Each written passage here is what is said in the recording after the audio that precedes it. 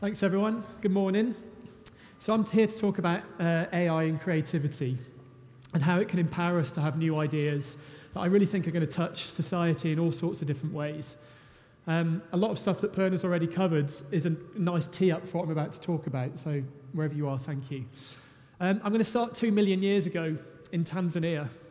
So this is the Olduvai Gorge, and it's dead interesting, this place. So if there's any anthropologists or archaeologists in the audience, you'll know all about it. But this is the site where some of the oldest artifacts that have ever been discovered, human-made artifacts have ever been discovered. And this is one of them. This is, I think, the oldest artifact in the British Museum, and it's colloquially known as a chopper. So this is a basalt pebble that's basically had bits of rock sliced off it by hitting it with another rock until such point that it has that sharp ridge.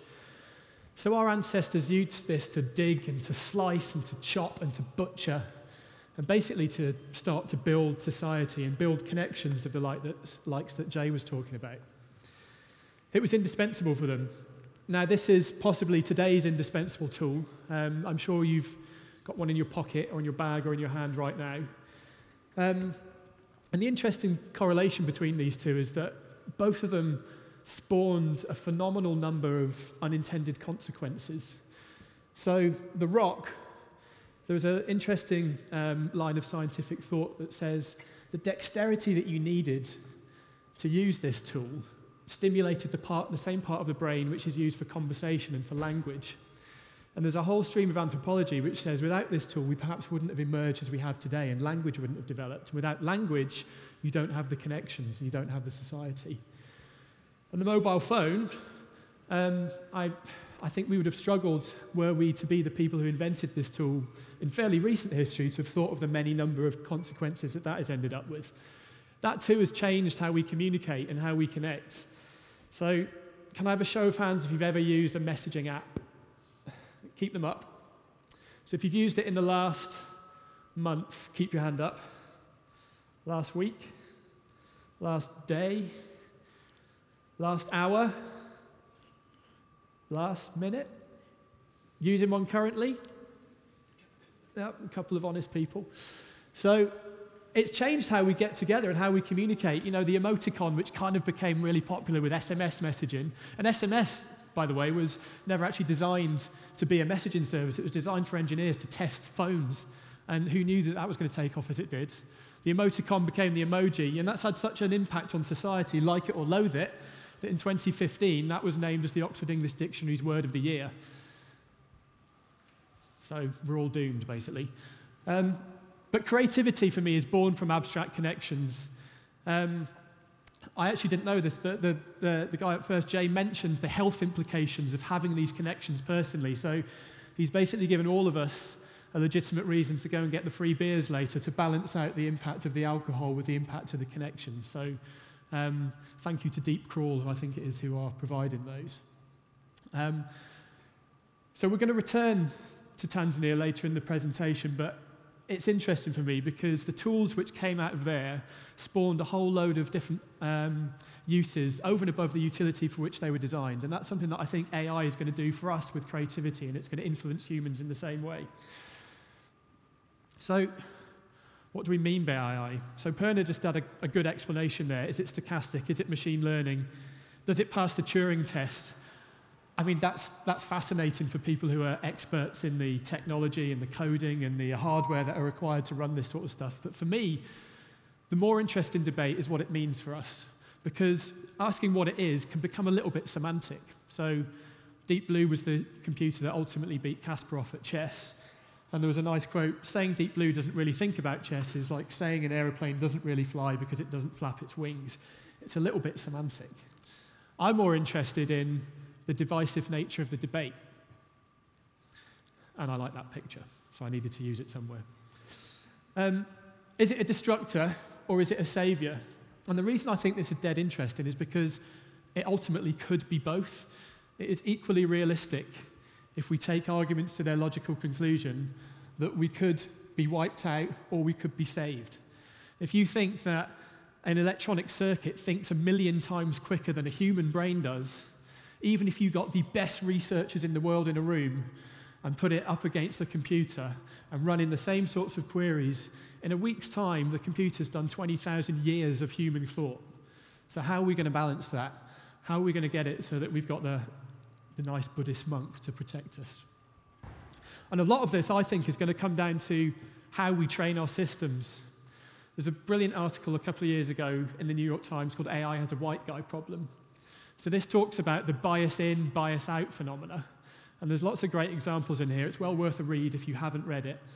But some of them are quite insidious. So there's an example of a study from Carnegie Mellon University which identified that females were far less likely to be served ads for well-paid jobs in the STEM industries than males, even if they were equally as well qualified, if not more qualified. And how do you fight these algorithmic injustices if you don't even know that they're happening? Obviously, there was big, high-profile news stories recently about people being classified as gorillas because they didn't have white skin. Now, got fixed fairly quickly. That one's out in the open, but some of the things that are unseen are almost the ones that are a bit more frightening. I'm sure you guys have seen this. So this is Microsoft's Twitter bot, Tay, that was unleashed onto Twitter and given the feed of information that's on there, provided by us, probably some of these people in this room. And it started off on the top left, kind of a big fan of humans and looking forward to get stuck into society. And in less than 24 hours had basically become something that we would rather never to happen again. Or this one. This is to push the concept even further. So a team from MIT created their own AI bot, which named itself Norman, after reading through a whole bunch of different sci-fi novels, I believe. But what they did was they trained it on some of the darker areas of the web, so they intentionally put bias into that system. So they ran some psychological tests. So after they showed it some of the gruesome areas of Reddit, I think, they did the psychological ink blot test. So regular AI saw a person holding an umbrella in the air. Now, I always struggle with these, but I guess I can kind of see that. But to give you an idea, if you push this argument to the extreme, what happens if you have biased data, Norman the psychopathic AI saw a man is shot dead in front of his screaming wife. Oh, shit. So if ever there was something to say we need to be responsible, hopefully these examples are doing it. And it's kind of down to us in this room. It is incumbent on everyone here. If our machines are learning from the information that we are putting out there, then we need to make sure that we are comfortable and confident that what we are putting out there is what we want society to become. Because, to put this into a creative context, imagine a world where all your music was created by a 42-year-old male. Now, I am 42 this year, and on the left-hand side is some data from Spotify that, if you follow the wiggly dotted line around, you'll see a little dip at 42. Spotify have identified that white males age 42 go through a midlife crisis in music. So, I'd like to think my music taste was awesome, but I'm pretty sure most of you would not. And the thing is, I'm also around the right age and the right demographic to be someone who would be quite likely to have something to do with training these AI systems, or at least be in charge of teams that are doing that. So we need to be certain that we are giving ourselves and setting society up not to fail, because I'm sure that would be your reaction if I was to give you my playlist. And because it's an AI talk, perhaps that would be the reaction.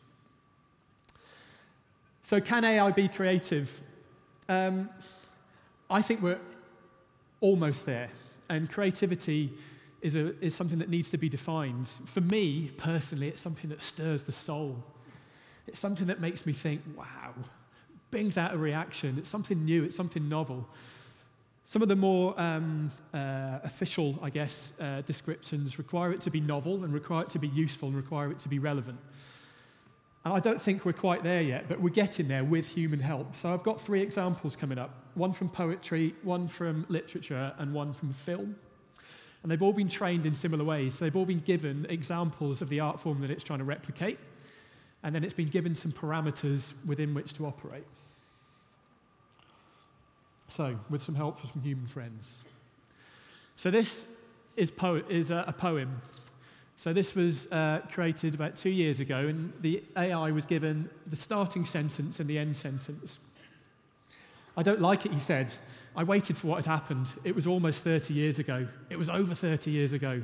That was 6 years ago. He died 2 years ago. 10, 30 years ago. It's all right here. Everything's all right here. It's all right here. It's all right here.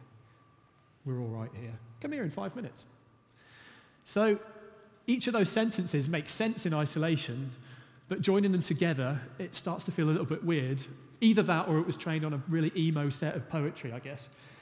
And it's almost a bit like when I've got a 4-year-old son, and he's just got the concept of jokes now, so he understands that it has to be a setup and a punchline, but he hasn't worked out how to join the two together.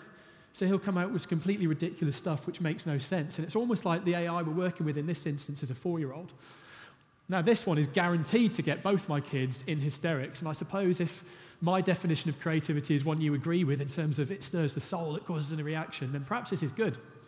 So this is Botnik Studios, who do tons of this stuff, and in this instance, they took all of the Harry Potter novels, fed it in, and asked it to come up with its own one, which it has come up with Harry Potter and the portrait of what looked like a large pile of ash. The Great Hall was filled with incredible moaning chandeliers, and a large librarian had decorated the sinks with books about masonry. Mountains of mice exploded. Several long pumpkins fell out of McGonagall. Dumbledore's hair scooted next to Hermione as Dumbledore arrived at school. The pig of Hufflepuff puffed like a large bullfrog. Dumbledore smiled at it, placed his hand on its head. You are Hagrid now. It's got a reaction. And this is a movie. So I'm going to let this run for about 2.5 minutes because the first 60 seconds or so give you a good idea about how this stuff has all been created.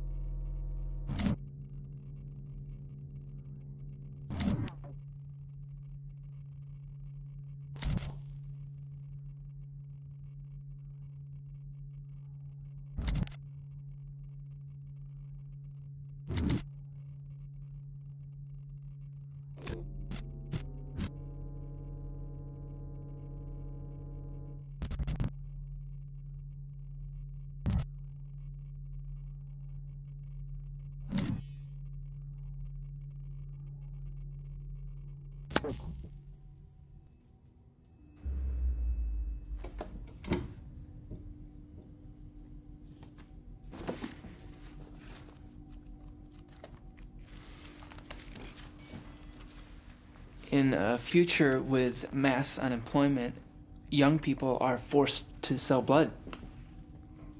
It's something I can do.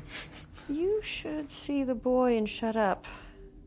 I was the one who was going to be 100 years old. I saw him again. The way you were sent to me, that was a big, honest idea. I am not a bright light. Well, I have to go to the skull. I don't know.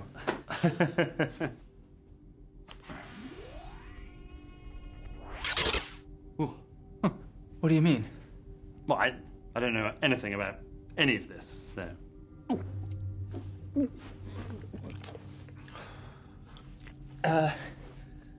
Then what? There's no answer. We're going to see the money.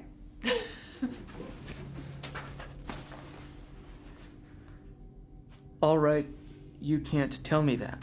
Yeah, I was coming to that thing, you know, because you're so pretty. I don't know. I don't know what you're talking about. That's right. So well done to those actors, right? I mean, if you think that whole set, the costumes, the script was all written by a machine, it's kind of cool.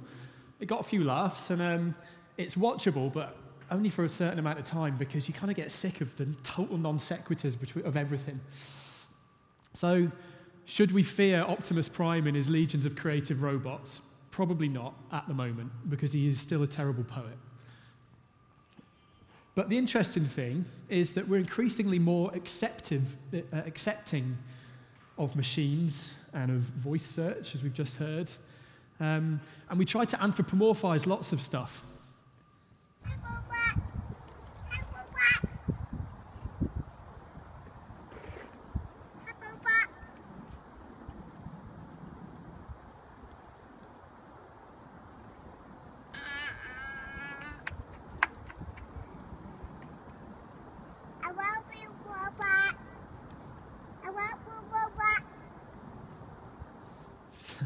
So, my kids are, they would probably equally fall in love with a discarded air conditioning unit if it looked like a robot. And I'm sure if anyone else has kids of that age in here, I'm sure you'd probably say something similar. It's not weird anymore. So what does that mean for us now? Well, I think that everything that can be automated will be. And that gives us a fantastic opportunity. So Edison talked about, for everything that he made, he had 10,000 mistakes. So if we can somehow deploy the AI so that we race through these 10,000 mistakes, as we're already seeing with the likes of IBM Watson's work in cancer research and medical activity, if we can do that, then the possibilities are really exciting. It should allow us to think more strategically.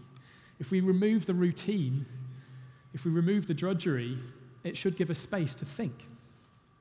And so, in terms of AI, I like to think of it as augmented inspiration. It provides us with tools to help us do what we are great at.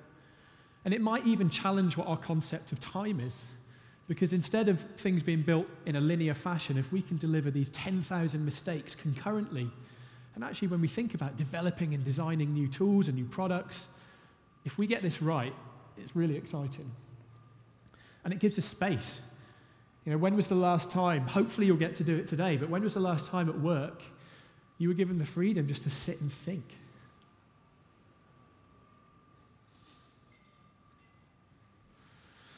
So this is Ara. This was built by Duncan Goff from the V&A Museum, and she's entirely useless. That's his words, not mine. So she sings when she feels happy. So there's an algorithm, it tends to be in the morning and the night. And Duncan, you should read up on him. He's an interesting guy. He says, "My dream is to have people working on useless projects. These have the germ of new concepts. And if AI can help us find the space to do this, then the ideas that we're going to come up with through working together are going to be brilliant." Lovely example of procrastination. And procrastination often gets bad press. But the guy Professor Adam Grant, has got a great catchphrase, which is procrastination is incubation. So if you do it properly, then ideas germinate in your head, and that should help us to move forwards. So what are we for? What are humans for in this new world? Well, I think it's about being more human than we've ever been. It's about system-level thinking. It's about joining up the different pots that we've got. Jay had a slide on it earlier with the different areas and different bits of the business that he works for, that he is trying to pull together. And it's about the abstract connections that humans have got way more of currently than machines have. It's about pushing this innovation out. We're more connected than ever before. YouTube, you can have your idea out there and across the world very quickly, or at least across the connected world. A bit of bias in that again. And it's about espousing uniquely human values. So back to Tanzania. So at Edit, where I'm from, we've been using AI and machine learning. Appreciate Perna's just told me that they're not the same thing, so I have to change that. For a few years now, and it's given some of our teams, particularly those that work in processing data and building data solutions, a lot more time to work on passion projects. And we've been doing this, the team there has been doing this with humanitarian aid. So unfortunately in Tanzania, female genital mutilation is still a big issue. So there's a map up there of the country where incidents have been taking place, people who've been killed from it, people who've been subjected to it.